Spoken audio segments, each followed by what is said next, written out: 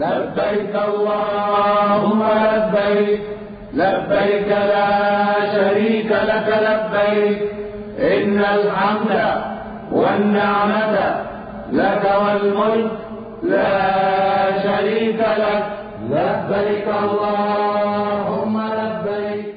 نحمده ونصلي على رسوله الكريم اما بعد فاعوذ بالله من الشيطان الرجيم بسم الله الرحمن الرحيم رب اشرح لي صدري ويسر لي امري واحلل عقدة من لساني يفقهوا قولي.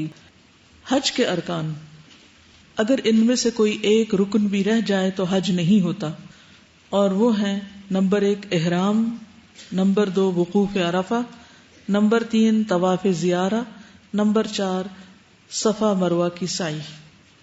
اگر ان میں سے کوئی چیز نہیں کی تو حج نہیں ہوگا. بعض علماء نے مزدلفہ میں رات گزارنے کو بھی رکن قرار دیا ہے، لیکن حقیقت یہ ہے کہ اصل ارکان یہی 4 ہیں. حج کے واجبات: نمبر 1 میقات سے احرام کی نیت کرنا. عبداللہ بن عمر رضی اللہ عنہما سے روایت ہے کہ ایک آدمی نے مسجد میں کھڑے ہو کر عرض کیا: اے اللہ کے رسول، آپ ہمیں کس جگہ سے احرام باندھنے کا حکم دیتے ہیں؟ تو رسول اللہ صلی اللہ علیہ وسلم نے فرمایا: مدینہ والے ذوالحلیفہ سے، اہل شام جحفہ سے، نجد والے قرن المنازل سے احرام باندھیں. آپ نے خود جگہ متعین کر دی. حضرت عائشہ فرماتی ہیں کہ رسول اللہ صلی اللہ علیہ وسلم نے اہل یمن کے لیے یلملم میقات مقرر فرمائی. پاکستان سے جانے والے حاجیوں کے لیے میقات یلملم ہے، جگہ کا نام ہے. میقات پر پہنچ کر احرام باندھنا اور نیت کرنا افضل ہے، گھر سے نہیں. کہاں سے احرام باندھنا چاہیے؟ میقات پر پہنچ کر. نبی صلی اللہ علیہ وسلم نے کیا کیا تھا؟ مدینہ سے کیسے نکلے تھے؟ گھر سے کیسے نکلے تھے؟ عام لباس میں اور تیار ہو کر، لیکن احرام آپ نے میقات سے باندھا تھا. ابن عمر رضی اللہ عنہ فرماتے ہیں کہ رسول اللہ صلی اللہ علیہ وسلم نے مسجد ذوالحلیفہ کے قریب پہنچ کر ہی احرام باندھا تھا. صحیح بخاری. امام مالک بن انس کے پاس ایک شخص آیا اور اس نے کہا: اے ابو عبداللہ، میں کہاں سے احرام باندھوں؟ انہوں نے کہا: ذوالحلیفہ سے، جہاں سے رسول اللہ صلی اللہ علیہ وسلم نے احرام باندھا تھا. اس نے کہا: میں چاہتا ہوں کہ مسجد میں موجود قبر یعنی روضہ رسول کے قریب سے احرام باندھوں، میرا یہ دل چاہتا ہے. امام مالک نے کہا: ایسا ہرگز نہ کرنا، مجھے ڈر ہے کہ کہیں تم کسی فتنے میں مبتلا نہ ہو جاؤ. اس نے کہا: اس میں کون سا فتنہ ہے؟ میں تو صرف چند میل کا فاصلہ ہی زیادہ کرنا چاہتا ہوں. تو امام مالک نے کہا: اس سے بڑا فتنہ اور کیا ہو سکتا ہے کہ تم اس فضیلت کی طرف سبقت لے گئے ہو جسے رسول اللہ صلی اللہ علیہ وسلم نے چھوڑ دیا، یعنی جس کام کو نبی صلی اللہ علیہ وسلم نے افضل نہیں سمجھا تم اسے افضل سمجھ رہے ہو. اور میں نے اللہ تعالیٰ کو فرماتے ہوئے سنا ہے: فَلْيَحْذَرِ الَّذِينَ يُخَالِفُونَ عَنْ أَمْرِهِ أَن تُصِيبَهُمْ فِتْنَةٌ أَوْ يُصِيبَهُمْ عَذَابٌ عَلِيمٌ. سورۃ النور 63. جو لوگ اللہ کے رسول صلی اللہ علیہ وسلم کی مخالفت کرتے ہیں انہیں ڈرنا چاہیے کہ کہیں ان پر کوئی زبردست آفت نہ آ پہنچے یا انہیں کوئی دردناک عذاب نہ پہنچے. تو اگر کوئی شخص یہ سمجھے کہ میقات سے پہلے گھر سے ہی احرام باندھ کے اور نیت کر کے چلا جائے تو زیادہ دور سے کرے گا تو زیادہ ثواب ہوگا، تو ایسا نہیں ہے. کیوں؟ کیونکہ نبی صلی اللہ علیہ وسلم نے گھر سے نہیں باندھا. تو اصل حج کی روح یا ایسنس کیا ہے؟ اطاعت، فرما برداری. ابراہیم علیہ السلام کی سنت: اذ قال له ربه اسلم قال اسلمت لرب العالمین. تو ہمیں بھی کیا کرنا چاہیے؟ حج کے سفر میں ہر مرحلے پر رسول اللہ صلی اللہ علیہ وسلم کے حکم اور طریقے کی پیروی کرنی چاہیے.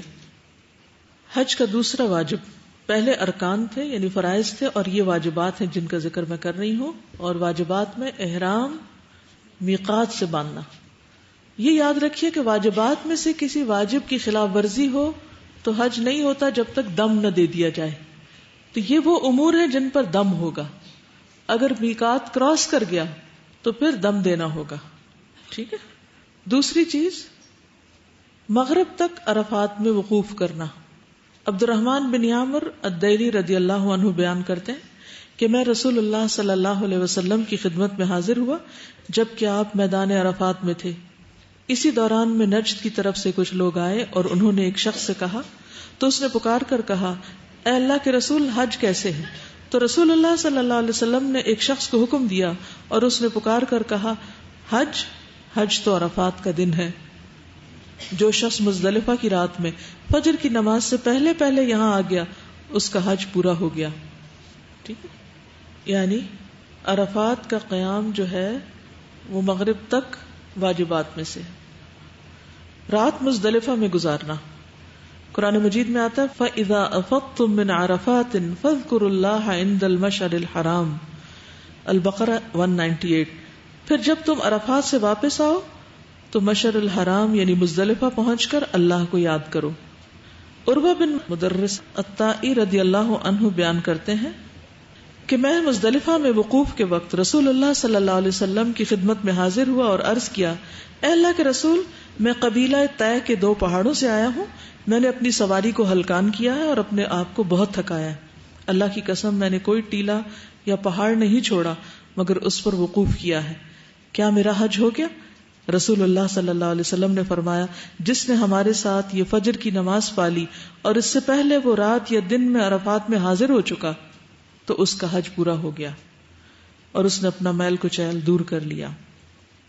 پھر ایام تشریق کی راتیں منا میں گزارنا. وَاذْكُرُوا اللَّهَ فِي أَيَّامٍ مَّعْدُودَاتٍ فَمَن تَعَجَّلَ فِي يَوْمَيْنِ فَلَا إِثْمَ عَلَيْهِ وَمَن تَأَخَّرَ فَلَا إِثْمَ عَلَيْهِ لِمَنِ اتَّقَىٰ وَاتَّقُوا اللَّهَ وَاعْلَمُوا أَنَّكُمْ إِلَيْهِ تُحْشَرُونَ. گنتی کے چند دنوں میں اللہ کو یاد کرو، پھر جو 2 دنوں میں جلد چلا جائے تو اس پر کوئی گناہ نہیں اور جو تاخیر کرے اس پر بھی کوئی گناہ نہیں. یہ اس کے لیے ہے جو اللہ سے ڈرے اور جان لو کہ بے شک تم اسی کی طرف اکٹھے کیے جاؤ گے. ایام تشریق 11، 12 اور 13 ذی الحجہ اس کی راتیں مینا میں گزارنا ضروری ہے. کسی خاص مجبوری کی وجہ سے مکہ میں رات گزاری جا سکتی ہے، جیسے عباس بن عبد المطلب نے رسول اللہ صلی اللہ علیہ وسلم سے حاجیوں کو زمزم کا پانی پلانے کے لیے مینا کے دنوں میں مکہ ٹھہرنے کی اجازت چاہی تو آپ نے دے دی، یعنی ان کی ایک طرح سے ڈیوٹی تھی وہاں پر. پھر جمرات کو کنکریاں مارنا. ابن عباس سے روایت ہے کہ نبی صلی اللہ علیہ وسلم نے فرمایا جب ابراہیم خلیل اللہ مناسک کے حج ادا کرنے آئے تو شیطان ان کے سامنے جمرہ عقبہ کے پاس آیا تو انہوں نے 7 کنکریاں ماری یہاں تک کہ وہ زمین میں گھس گیا. پھر وہ دوسرے جمرے کے پاس آیا تو پھر انہوں نے اسے 7 کنکریاں ماری یہاں تک کہ وہ زمین میں گھس گیا. پھر تیسرے جمرے کے پاس آیا تو انہوں نے پھر اسے 7 کنکریاں ماری یہاں تک کہ وہ زمین میں گھس گیا. ابن عباس فرماتے ہیں تم شیطان کو کنکریاں مارتے ہو اور اپنے والد ابراہیم کی پیروی کرتے ہو. یعنی جمرات کو کنکریاں مارنا ایک طرح سے شیطان کو کنکریاں مارنا ہے. پھر جمرہ عقبہ کی رمی کے بعد حلق یا تقصیر کروانا، یہ بھی واجبات میں سے ہے. اللہ تعالیٰ کا ارشاد ہے لَتَدْخُلُنَّ الْمَسْجِدَ الْحَرَامَ إِنْ شَاءَ اللَّهُ آمِنِينَ مُحَلِّقِينَ رُؤُوسَكُمْ وَمُقَصِّرِينَ. سورۃ الفتح 27. تم انشاءاللہ مسجد حرام میں امن کے ساتھ داخل ہوگے، اس وقت تم سر منڈاؤ گے اور بال کتراؤ گے. ابو ہریرہ رضی اللہ عنہ سے روایت ہے کہ رسول اللہ صلی اللہ علیہ وسلم نے دعا فرمائی اے اللہ سر منڈوانے والوں کی مغفرت فرما 3 بار. چوتھی بار آپ نے فرمایا اور کتروانے والوں کی یعنی ٹرم کرانے والوں کی بھی مغفرت فرما. یہ صحیح بخاری کی روایت ہے. پھر طواف وداع کرنا، یہ بھی واجبات میں سے، اگر کوئی نہ کر سکے تو دم دینا ہوگا. ابن عباس فرماتے ہیں کہ لوگ حج کے بعد ہر جانب سے واپس چلے جاتے ہیں تو رسول اللہ صلی اللہ علیہ وسلم نے فرمایا کوئی شخص ہرگز نہ جائے حتیٰ کہ اس کا آخری عمل بیت اللہ کا طواف ہو. یعنی مکہ نہیں چھوڑیں جب تک کہ طواف وداع نہ کر لیں. اور اگر ان میں سے کوئی واجب ادا نہ کیا گیا تو کیا کرنا ہوگا؟ قربانی دینی ہوگی، جس کو دم دینا کہتے. دم کہتے ہیں خون کو. قربانی کرنا ہوگی. قربانی حدود حرم میں ہوگی. خود نہ کر سکے تو کسی سے کروائی جا سکتی. اس کا گوشت خود نہیں کھایا جا سکتا، نہ کسی کو ہدیے میں دیا جا سکتا، بلکہ یہ سارے کا سارا حرم کے فقراء پر تقسیم ہوگا. قرآن مجید میں ہے فَمَنْ كَانَ مِنْكُمْ مَرِيضًا أَوْ بِهِ أَذًى مِّن رَأْسِهِ فَفِدْيَةٌ مِّن صِيَامٍ أَوْ صَدَقَةٍ أَوْ نُسُكٍ. مگر جو شخص مریض ہو یا اس کے سر میں کچھ تکلیف ہو اور وہ سر منڈا لے یعنی احرام کی پابندی ختم کر دے تو وہ روزوں سے یا صدقہ سے یا قربانی سے اس کا فدیہ دے. काब बिन उजरा से रिवायत है, रसूलुल्लाह सल्लल्लाहु अलैहि वसल्लम ने उनसे फरमाया, गालिबन तुमको जुओं से तकलीफ है?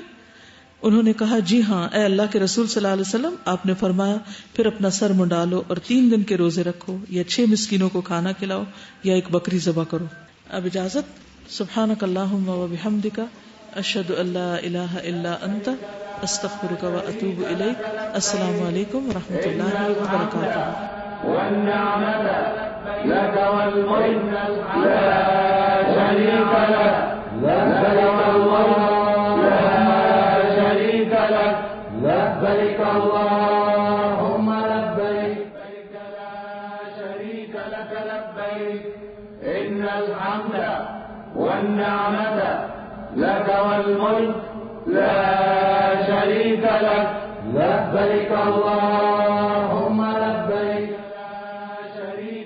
لبيك إن الحمد والنعمة لك والملك لا شريك لك لبيك اللهم لبيك لا شريك لك لبيك إن الحمد والنعمة لك والملك لا شريك لك لبيك اللهم لبيك